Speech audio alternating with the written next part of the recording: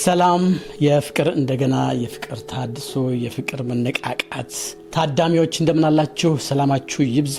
ዛሬ አዲስ ፕሮግራም ይዘናል። ፍቅር በጓደኝነት ውስጥ። የሰው ልጆች ግንኙነት የተገነባው በፍቅር ነው። የእግዚአብሔርና የሰው ፍቅር የተመሰረተው በፍቅር ነው። እግዚአብሔር ሰውን ይወዳል፣ እኛም ደግሞ እግዚአብሔርን እንወደዋለን። የእግዚአብሔር ቃል ሲናገር እሱ አስቀድሞ ወዶናልና እኛም እንወደዋለን ብሎ ይናገራል በአንደኛ ዮሐንስ ምዕራፍ 4 ቁጥር 19 ላይ። ስለዚህ ግንኙነቶቻችን የእግዚአብሔር ፍቅር ያስፈልጋቸዋል። እንደገናም ደግሞ ወደ ጎን ያለውም ደግሞ የሰዎች ግንኙነት፣ የእርስ በርስ ግንኙነት፣ የጓደኝነት ግንኙነት፣ የጮኝነት ግንኙነት፣ የትዳር ግንኙነት፣ የቤተሰብ ግንኙነት፣ ጓደኛ፣ የሁሉም ግንኙነት ምን ያስፈልገዋል? ፍቅር ያስፈልገዋል ማለት ነው። ስለዚህ ፍቅር በጓደኝነት ውስጥ ያስፈልጋል። ጓደኝነቱ ያ ጠንካራ የሆነ እንዲሆን፣ ስኬታማ የሆነ እንዲሆን፣ በጣም ዘላቂ እንዲሆን ሰዎችን መውደድ አለብን። ጓደኞቻችንን መውደድ አለብን። ይሄኛውን ካደረክልኝ ይሄን አድርግልሃለሁ የሚል እንካበንካ አይነት ሳይሆን በቃ የሆነ ኪዳናዊ በውስጣችን ጓደኞቻችንን ልናስቀምጣቸው፣ ልንወዳቸው፣ መልካምን ነገር ልናደርግ ይገባል ማለት ነው። የመጀመሪያው ፖይንት አድርጌ ዛሬ የማነሳው ጓደኝነት የትኛውም አይነት እድሜ ላይ ያለ ይሁን እንግዲህ ከትንንሽ ልጆችም ጀምሮ እስከ አዋቂዎች ድረስ ሰው ልጅ ጓደኛ አለው፣ አብሮት የሚሆን አለው። ስለዚህ ምንጭ ልናደርገው የሚገባ እግዚአብሔር ነው።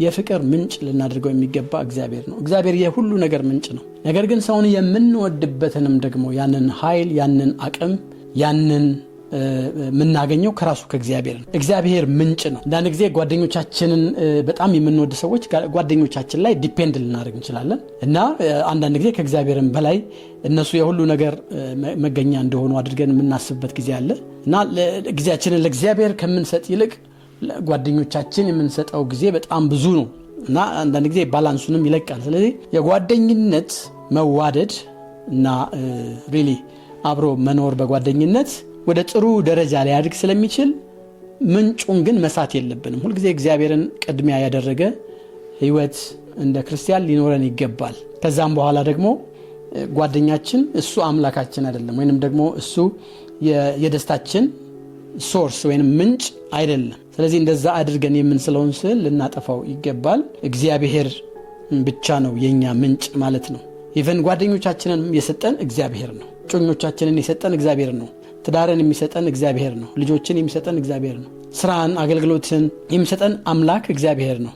የእግዚአብሔር ቃል በያዕቆብ 1 ቁጥር 17 ላይ በጎ ስጦታ ሁሉ ፍጹምም በረከት ሁሉ ከላይ ናቸው ከብርሃናት አምላክም ይወርዳሉ ብሎ ይናገራል። ስለዚህ ጓደኞቻችንን ምንጭ የማድረግ እነሱ ላይ በጣም ዲፔንድ የማድረግ አንዳንድ ጊዜ ከመጸለይም ይልቅ ነገሮችን በቃ ለጓደኞቻችን ነገር ለመተው ሁሉ የምንሞክርበት ጊዜ አለ። እንደዚህ አይነት ልምምዶችን የምናደርግበት ጊዜ አለ። እግዚአብሔር የሁሉ ነገራችን ምንጭ መሆኑን መርሳት የለብንም እና የሰጠንም ጓደኞች የእግዚአብሔር ስጦታ መሆናቸው መርሳት የለብንም። ስለዚህ መልካም ጓደኝነቶች አድገው ወደ ጮኝነት ይለወጣሉ። መልካም ጮኝነቶች ደግሞ አድገው እና ኪዳን ልምምድ አድርገው ወደ ጋብቻ ይለወጣሉ። ስለዚህ ጓደኝነትን እንደ ቀላል ነገር ልናየው አይገባም። ጥሩ ጓደኝነትን ልንመሰርት ይገባል።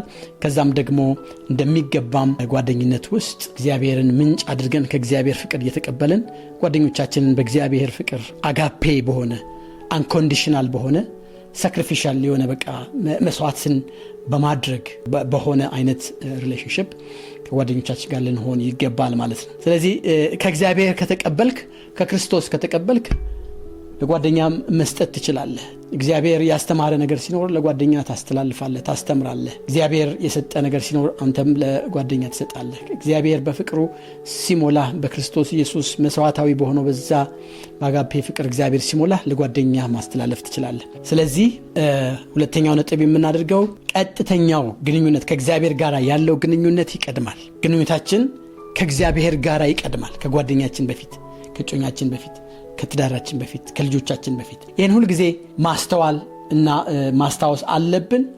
ከእግዚአብሔር ደግሞ የሚቀበል እሱ ለጓደኛውም መስጠት ይችላል ማለት ነው። በእኔ ኑሩ እኔም በእናንተ፣ ቅርንጫፍ ከወይኑ ግንድ ተለይቶ መኖር እንደማይችል እናንተም ያለኔ ምንም ልታደርጉ አትችሉም ይላል እግዚአብሔር ቃል በዮሐንስ ምዕራፍ 15 ቁጥር 4 ላይ። ስለዚህ የደረቀ ልብ ከጌታ ጋር የሆነ ግንኙነት የሌለው ከክርስቶስ የማይቀበል ከክርስቶስ የማይማር ክርስቶስ ጋር ጥሩ ግንኙነት የሌለው ልብ የደረቀ ልብ ነው፣ ባዶ ልብ ነው የሚሆነው። ስለዚህ ባዶና የደረቀ ልብ ደግሞ የተጠማን የጓደኛን ህይወትና ልብ ማራስ አይችልም፣ ማርካት አይችልም። ስለዚህ ለጓደኞቻችን መልካም የሆነ ስጦታ መስጠት እንድንችል ከእግዚአብሔር ዘንድ ልንቀበል ይገባል፣ ከእግዚአብሔር ልንማር ይገባል። ሌላው ሶስተኛው ሐሳብ የጓደኝነት ፍቅር ውሳኔ ነው። መወሰን አለብን ጓደኞቻችንን ለመውደድ፣ ዋጋ ለመክፈል። ገባችሁ? የሆነ አንዳንድ ጊዜ ኤክስትራ ማይልስም ለጓደኞቻችን መክፈል ካለብን እየሄድን መልካምን ነገር በማድረግ ለጓደኞቻችን በጥሩ ፍቅር ላይ የተመሰረተ ጓደኝነት መሆኑን ሁልጊዜ ቼክ ማድረግ አለብን እና ደግሞ ወደ ኃጢአት ወደ የማይገባም ደግሞ ግንኙነት እና ጓደኝነት እንዳይሄድ ጓደኝነትን መጠበቅ፣ ጓደኝነትን መከታተል፣ መንከባከብ በጣም ያስፈልጋል እና በዚህ ውስጥ እንዳልኩትኝ ፍቅር ለጓደኛችን ያለን ውሳኔ ነው እንጂ ስሜት አይደለም። ስለዚህ የጓደኝነት ፍቅር የሆነ ቦታ ላይ የሚቆም በችግር ምክንያት የማይጸና እንዳይሆን በቃ የቃል ኪዳን ምርጫ በማድረግ በቃ ከዚህ ወዳጄ ጋራ ረጅም ርቀት ሄዳለሁ ብሎ ራስን ማዘጋጀትና ራስን መስጠት ያስፈልጋል።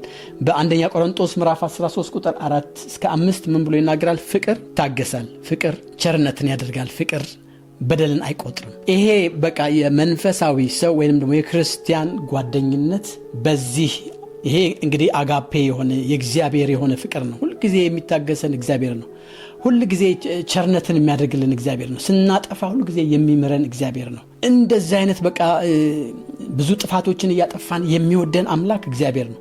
ስለዚህ ከሱ የምንማርበት ምክንያት ለዚህ ነው። መልካም የሆነ ውሳኔ እንድናደርግ በቃ የሆነ ሲያጠፉም የተለያየ ችግር ሲፈጥሩም ጓደኞቻችንን ጋር አብረን መዝለቅ እንድንችል እየወደድናቸው መዝለቅ እንድንችል መልካም ትዕግስት ዴቨሎፕ ለማድረግ ከእግዚአብሔር ዘንድ ልንቀበል ይገባል ማለት ነው። ስለዚህ ለጓደኝነት ያለን ቁርጠኝነት ከመፈጠር ግጭት ከመፈጠሩ በፊት እንደዚህ አይነት ጓደኞችን ቶሎ እንዳይጠፉ ቶሎ ማረም ያስፈልጋል።